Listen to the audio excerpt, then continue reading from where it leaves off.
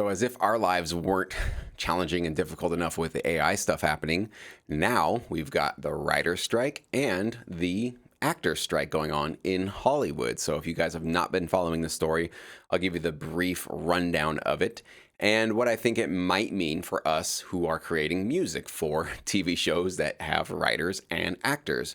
It's a big problem. I actually do think that this isn't just something that will probably be squashed in a matter of weeks or probably months. This is something that I think can go on for a long period of time, and it might not just be sort of coming together with an agreement that'll push this forward, but it might be sort of the mark of the end of an era of Hollywood. Okay, I don't think Hollywood will be done as a result of this strike. But I think what we're seeing now is a major transition happening away from what we've kind of been in this paradigm for the last, I'd say, I don't know, 10 years, maybe 15 years of major studios basically just revamping, rebooting old franchises, paying for old intellectual property, mostly destroying them, making them horrible, destroying the original charm of those first franchises, and kind of now seeing what we have a lot of disappointing box office sales going on right now with a lot of these big summer blockbusters. If you haven't been following that, Disney is in big trouble. They are losing money on a lot of their releases. Disney Plus is not making money, and it's in big trouble. So I think this writer strike is just sort of the symptom of the technology of our world changing and basically changing the traditional business models of Hollywood. That's what I think is happening. So the optimistic side is that the last time we had the writer strike, I think it was late 2000s, maybe 2008, 2010, something like that. You know, that was the kind of birth of reality TV, which probably not the pinnacle of television programming, but because you didn't need writers for that, all the production companies could go out and create as many different types of creative reality TV shows as they could. And that's actually what allowed me to create pretty much most of my income with my music. That was my bread and butter, was tons and tons of background instrumental music. So it actually worked out fairly well for those composers that wanted to do that. I do think that this could certainly happen now again, where you have no writers, you have no actors. What do these studios do? What do these production companies do in terms of new content? That might come back. You might see the sort of resurgence of a lot new, just newer types of reality TV content. Also, sports will continue on throughout all of this. Okay, sports have different unions and different situations. There might be strikes, I guess, maybe going on over there, but for right now, it seems like everything's just kind of going according to the usual schedule.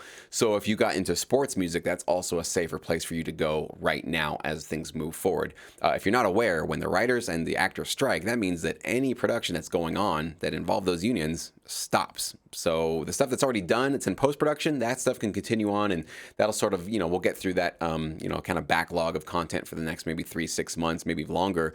But anything new that's being shot, that's planned to be released maybe next year or the year after that, that's all getting grounded to a halt. So that's certainly going to affect us in terms of new opportunities for us to make new music with. So essentially what happened is that every 3 years, these unions get together with the heads of these studios, major studios, and they have representatives for both sides, and they get together every 3 years, and they try to renegotiate the sort of rules, the sort of standard fees, how things should be operated, how people should be treated, residuals, all that kind of stuff. Long story short, essentially what happened was in the last 5-10 years, streaming services obviously started to become more and more a part of the Hollywood plan, which was the pandemic obviously was the first instance where we said, and a lot of the studios said, hey, movie theaters are shut down, nobody's going out of their house, let's just release this directly to streaming services. That was the only way, the only avenue they had to create direct content for consumers. And of course, that's what led to a lot of companies like Disney to start creating their own direct streaming service, because they realized, wow, we are really vulnerable if parts of the economy and parts of the world shut down for this kind of stuff. Maybe we should think about what Netflix is doing and create our own direct, studio to consumer sort of distribution model. And that's basically what they did with Disney Plus. Hasn't been working out very well for them. Not a lot of subscribers. The content has not been very well received by a lot of people. Not to mention, there's obviously a whole bunch of strange things going on with a lot of the new content Disney puts out, where they have like ideological, political beliefs and weird things being injected into their shows. And there's a major boycott going on with a lot of people who used to trust Disney by giving their kids the remote and saying, yeah, go ahead and watch Disney Plus. And now a lot of that stuff is being questioned and second guessed, because it's like, are you guys trying to create entertainment, or are you trying to like propagandize kids into what you believe politically? So a lot of weird stuff going on with some of these companies as well, not just with Disney. So these unions got together with the studios and said, hey, streaming is coming online and we're not getting paid fairly, right? And it's actually interesting that we have a parallel because we, the music producers that do production music, we also don't get paid almost anything from streaming services. It's basically like a 90% plus pay cut when we get our streaming services. That's actually what I've shown you guys in some of my videos previously. And actors are seeing the same thing. So the money they used to get from regular cable or a network channel of a show that they were on or a writer, those rates are basically like 90% lower when they're getting it onto streaming services. And they're like, hey, this isn't fair. We're doing the same amount of work and our hours are getting cut and you're taking down our residuals. So we need to renegotiate this because this is just not working out for us. Problem is, and the studios have a point, they're saying, listen, we're not making money on any of this stuff. You guys are assuming that we are sort of hoarding all this extra cash. I get that it doesn't look good when the CEO has, a $25 million bonus or whatever they get, right? Not a good look. It's not a strong position to be able to try to negotiate with people who are barely making anything. And by the way, most writers and actors, we think of them as these multimillionaires. Most of them are barely making, they're probably lower middle class, maybe middle class, but most actors and writers are barely eking it through. They have other side jobs to kind of get them through the day. We think of the actors as Brad Pitts and, Angelina Jolie, but that's the small minority of them. Most of them they have one line in one movie, or they're kind of a background actor or something like that. So just so you know, most of them are just kind of working class people like us, just trying to sort of make their way through life. But they are saying to the studios, give us more. We need more. We need more. You're not sharing enough. And the studios are going with their pockets open. We're not making money on this, guys. Like Disney Plus is not profitable. They do not make money with that. I haven't done all the research, but I believe most of these streaming services, I don't even know if Netflix are profitable. They're kind of playing this long-term game in terms of like the Amazon model, where they want to just sort of dominate a marketplace and not worry about profits right now. They want to just get a lot of content, throw a whole bunch of money getting, the big Dave Chappelle's and the big movies, and produce their own content. They want to become sort of like the new HBO of streaming services. And they're thinking, we'll make money later on, but right now we don't have to worry about profits. We're just going to try to build this thing up. And so meanwhile, the people that are helping them create that content, the writers and the actors, reasonably and I think believably so, are saying, hey, we're the ones helping you build this new content and try to create this new sort of source of revenue.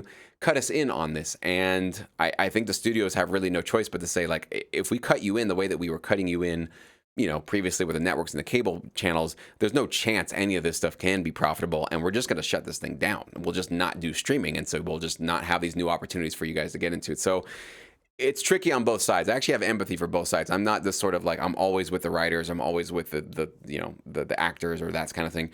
The studios also have a tricky situation because their traditional linear business models for many, many years, for, as long as television has been around, has now becoming, heavily disrupted by streaming services and technology.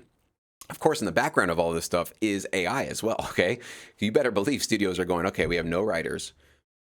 OpenAI.com, ChatGPT, can you write me a script that mimics this style, this writer, that writer, right?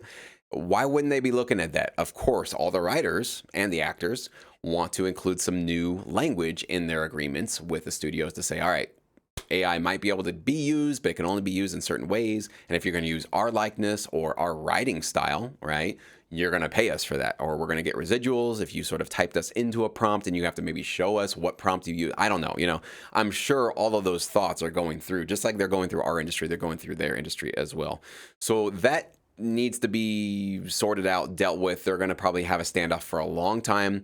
From the research I'm looking at, it seems like right now the studios are in a stronger position only because they do have extra cash.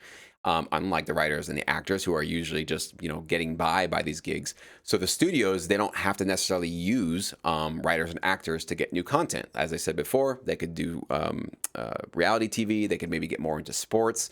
They could go buy other content. They could go to other countries or other places around the world and say, what kind of content can you create for us? We'll buy it from you, literally. We won't even make it ourselves. We'll just literally start buying content that we can put on our streaming service or in the studios, or get independent things. Like if I right now were an independent filmmaker or a producer of independent content at all, I'd be really excited because this is my opportunity to go to a Netflix or go to some of these bigger companies and say, hey, I know you can't work with unions, you can't do this, you can't do that, but this is amazing content that I've created that maybe you guys would be interested in licensing from me and actually using. So I do see a possibility of new, amazing, original, independent content basically coming online that we've never seen before.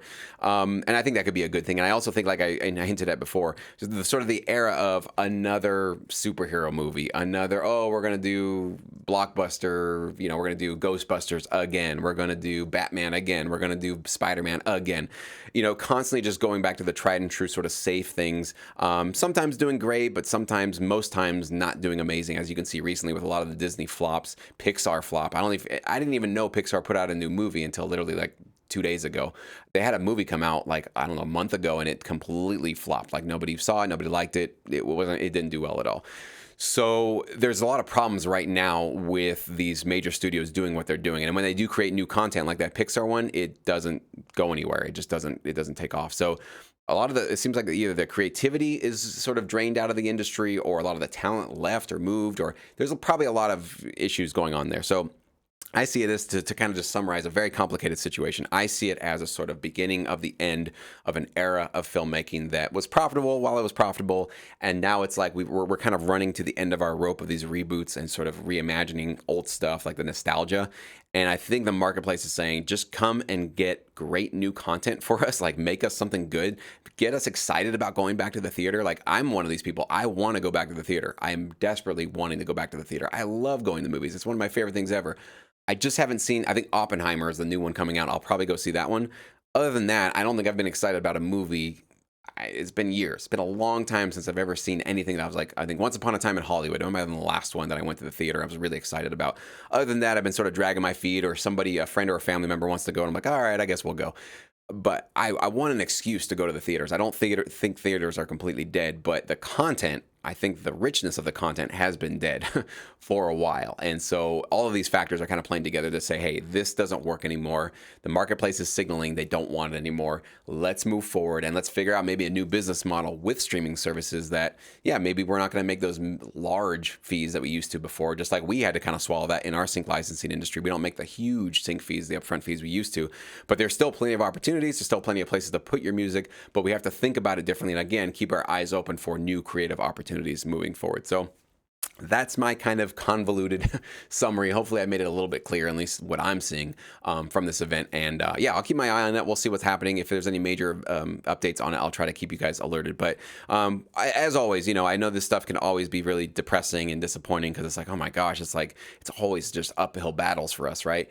And maybe it is. I felt a little bit of that when I was hearing about these strikes. I was like, oh my God, we were just getting through this AI stuff, and now here we go with another thing we got to deal with. But again, that's that kind of falling into that victim mindset that will lead me nowhere. It'll lead us nowhere. So let's, go through that however you need to go through that. But once you're done with it, climb back up on the horse and realize, all right, we're strong, we're brave, we can adjust, we can kind of change things. If you guys have any comments, questions, concerns, any bits of advice you think that I can maybe help you, steer you in some direction through all of this, post it below. I'll be happy to help in any way I possibly can.